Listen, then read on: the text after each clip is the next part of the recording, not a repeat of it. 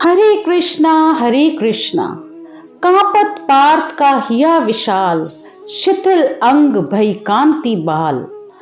भीष्म पिता में गुरु द्रोण महान, पूजनीय मेरे करूं मैं इनका आदर सम्मान।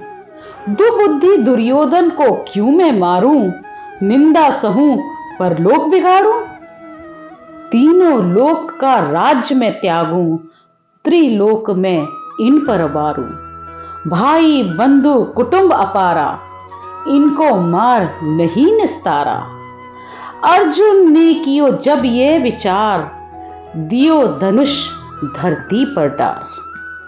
यहां विशाल हृदय वाले बहुत बलशाली अर्जुन जो है, जब उसने दुश्मन सेना में भीष्म पिता में, जिन्होंने उसे गोद में खिलाया था, गुरु द्रोणाचार्य जिन्होंने उसे शिक्षा दी थी, अपने दोस्त, अपने बंधु, अपने भाई, अपने रिश्तेदारों को देखा तो उसका मन करुणा से भर गया, उसका मन दुखी हो गया, उसका शरीर ढीला पड़ने लगा, होंठ सूखने लगे और हाथ से धनुष फिसलने लगा। और अर्जुन ने कांपते हुए स्वर में कृष्ण से कहा कि हे केशव, ये तो मेरे अपने हैं, प्रिय हैं, मैं इन्हें कैसे मारूं। और फिर उस आतताई दुबुद्धि दुर्योधन को भी मारकर मुझे क्या लाभ मिलेगा। इन अपनों को मारकर मुझे तो सिर्फ निंदा ही मिलेगी और मेरा परलोक भी बिगड़ जाएगा। ऐसा राज्य लेकर मैं क्या सुख पाऊंगा जिसमें मेरे अपने ही नहीं होंगे। इससे अच्छा तो ये है कि मैं इस राज्य को ही त्याग दूं। और ऐसा कहकर दुखी मन से अर्जुन ने अपना धनुष कांधे से उतारकर धरती पर रख दिया और युद्ध की इच्छा छोड़ दी।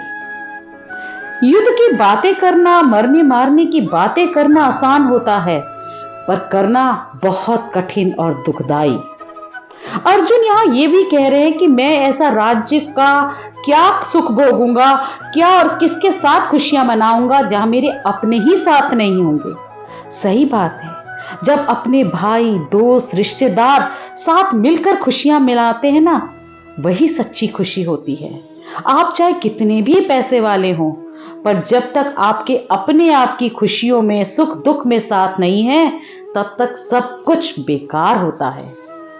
भीष्म पिता में महान योद्धा थे, बहुत धर्म प्रिय थे, फिर भी वो कौरवों की सेना में खड़े हुए थे, जबकि वो जानते थे कि कौरव गलत हैं और पांडव सही हैं। वो इसलिए खड़े हुए थे क्योंकि उन्होंने एक समय पे एक प्रतिज्ञा कर ली थी, जिसकी वजह से वो मजबूर थे, वो विवश थे कि वो कौरवों के साथ ही रहेंगे, चाहे वो गलत ही क्यों नहीं थे।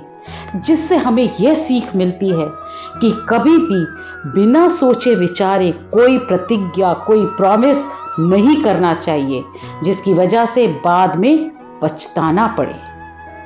यहां अर्जुन दुर्योधन को दुबुद्धि भी कह रहे हैं, क्योंकि उसी की हठ, उसी की अहंकार, उसी के लोभ का नतीजा था ये महाभारत का युद्ध। हरे कृष्णा हरे कृष्णा।